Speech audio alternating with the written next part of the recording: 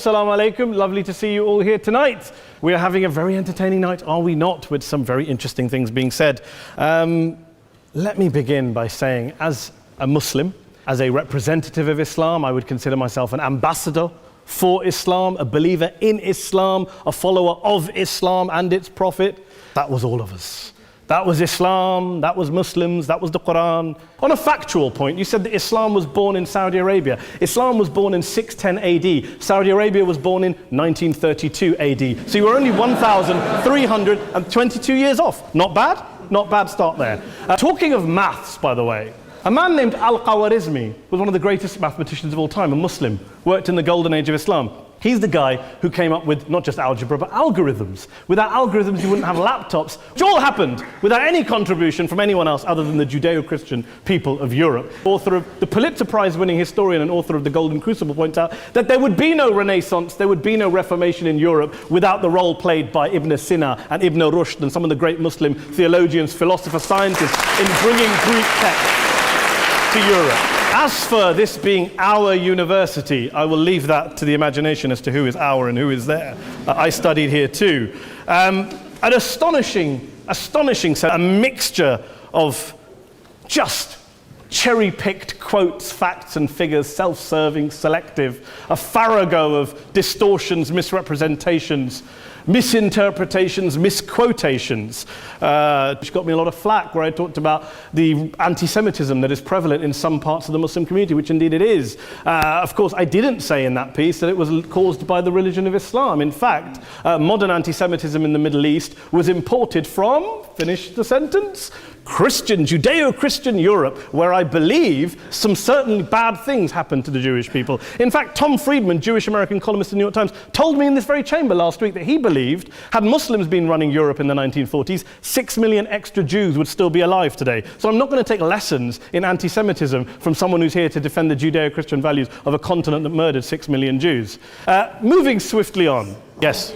Absolutely. Well, I'm about to make that point. No, I'm about to make that point. You're right. I agree with you. I agree with you. I agree with you 110%. That is my point. I don't think Europe is evil or bad. I'm a very proud European. I don't want to judge Europe on that basis, but if we're going to play this gutter game where we pull out the Bali bombing and we pull out examples of anti-Semitism in the Islamic community, then of course I'm going to come back and say, well, hold on. I mean, look, let's be very clear. Daniel here was a last-minute replacement for Douglas Murray, who had to pull out. And Douglas and I have a well-documented differences, but to be fair to Douglas, as to be fair to Anne-Marie and to Peter, atheists. Atheists see all religions as evil, violent, threatening. Of Christianity, forgetting that his fellow Christians, people who said they were acting in the name of Jesus, gave us the Crusades, the Spanish Inquisition, the anti-Jewish pogroms, European colonialism in Africa and Asia, the Lord's Resistance Army in Uganda, not to mention countless arson and bomb attacks on abortion clinics in the United States of America to this very day. I would like a little bit of humility from Daniel first before he begins lecturing other communities and other faiths on violence, terror, and intolerance. But I would say this, to address the gentleman's very valid point here, I'm not going to play that game. I don't actually believe that Christianity, a religion of violence and hate, because of what the LRA does in Uganda or what Crusaders did to Jews and Muslims in Jerusalem when they took back the city in the 12th or 13th or whatever century it was. I believe that Christianity, like Islam, like pretty much every mainstream religion, is based on love and compassion and faith. I do follow a religion in which 113 out of the 114 chapters of the Quran begins by introducing the God of Islam as a God of mercy and compassion. I would not have it any other way. I don't follow a religion which introduces my God to me as a God of war, as some kind of Greek God of wrath, as a God of hate and injustice. Not at all. As Adam pointed out, you go through the Quran and you see the mercy and the love and the justice. And yes, you have verses that refer to warfare and violence. Of course it does. This is not a motion about pacifism. I'm not here to argue that Islam is a pacifistic faith. It is not. Islam allows military action, violence in certain limited contexts. And yes, a minority of Muslims do take it out of that context. But is it religious? We talked about Woolwich. We're having a debate about Islam. And the opposition tonight have come forward. We have a graduate in law, a graduate in modern history, a graduate in chemistry.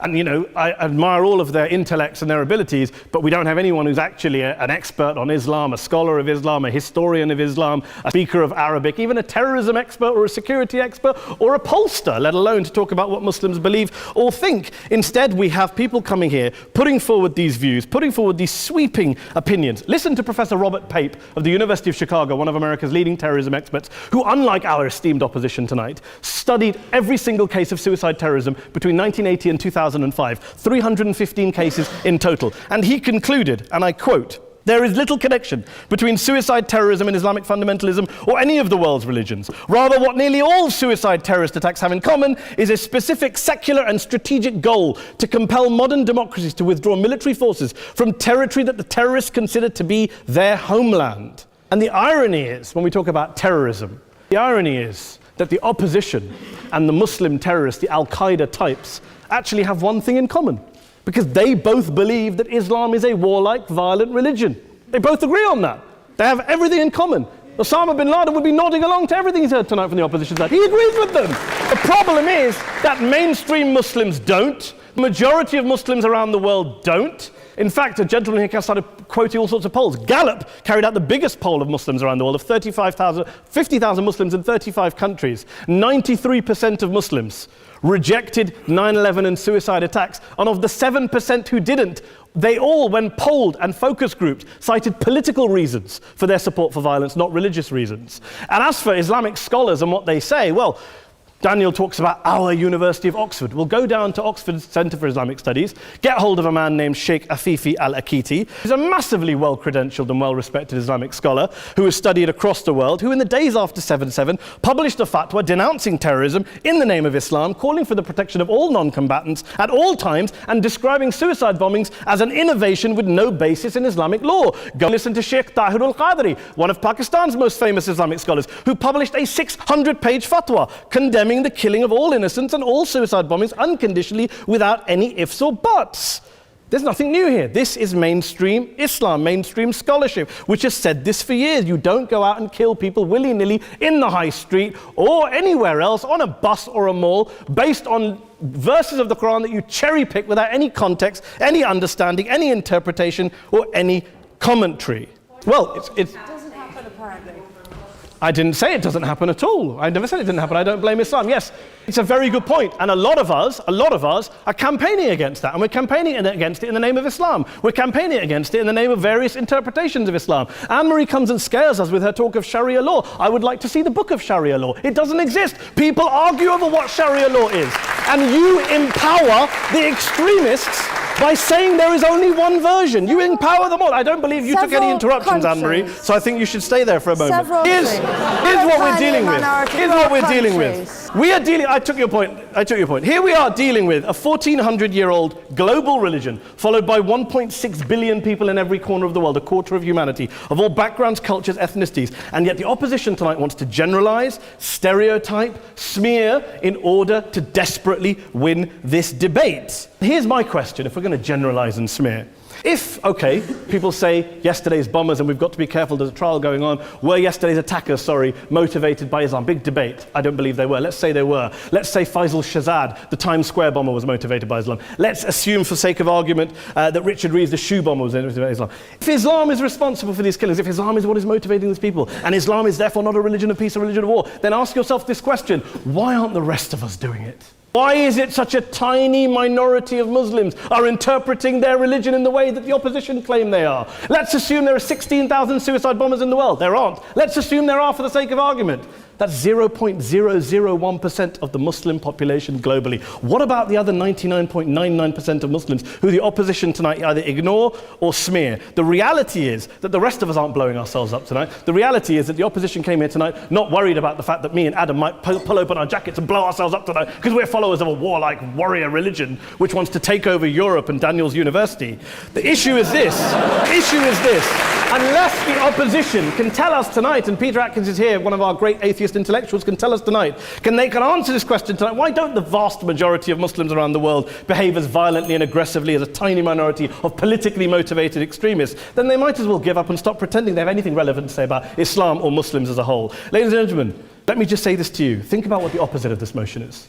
If you vote no tonight, think about what you're saying the opposite of this motion is. That Islam isn't a religion of peace, it's a religion of war, of violence, of terror, of aggression. That the people who follow Islam, me, my wife, my retired parents, my 6-year-old child, that 1.8 million of your fellow British residents and citizens, that 1.6 billion people across the world, your fellow human beings, are all followers, promoters, believers in a religion of violence. Do you really think that? Do you really believe that to be the case? They say that in the Oxford Union, the most famous debate was in 1933 when Adolf Hitler looked out for the result of the King and Country motion, where they voted against fighting for king and country, and Hitler was listening out for the result. Well, tonight, 80 years on, there are two groups of people around the world who I would argue are waiting for the result of tonight's vote. There are the millions of peaceful, non-violent, law-abiding Muslims both in the UK, Europe, Asia, Africa and beyond, who see Islam as the source of their identity, as a source of spiritual fulfillment, of hope, of solace. And there are the phobes, the haters, the bigots out there who want to push the clash of civilizations, who want to divide all of us into them and us and ours and their.